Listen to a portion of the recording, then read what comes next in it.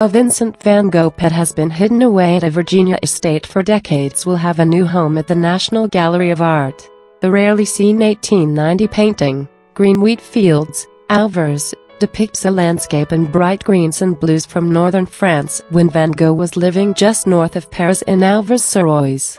The painting was given to the museum by philanthropist and art collector Paul Mellon, and it has been kept in his family's home in Upperville, Virginia, since 1955. It will go on display Friday alongside 5 other Van Gogh paintings.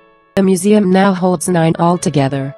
The painting has only been exhibited once before in the United States in a show devoted to the Mellon collection in 1966 at the National Gallery of Art. The painting spent its early years with Van Gogh's brother Theo and then was traded in Germany. It was shown in a major exhibition in Cologne, Germany, in 1912 and then in Berlin. But it has mostly been out of view since the 1930s, said French paintings curator Mary Morton. The painting was created while Van Gogh was struggling.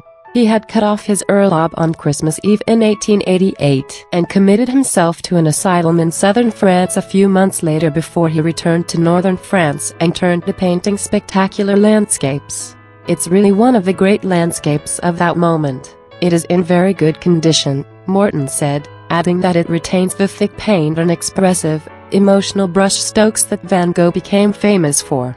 This is why we love him so much. It's likely impossible to pinpoint when this painting was created. It's not dated, but it is part of a group of paintings he likely completed in June or July of 1890 before his death in late July. There's no way to know what his final painting was, Morton said. While there are multiple Van Gogh exhibitions around the world every year, this painting has never been part of those. What's great about this picture is that it really is just a field painting. It's just about grass and wind and sky, Morton said. It's very sort of pure in that sense. There's no story. There are no figures. There's nothing to read.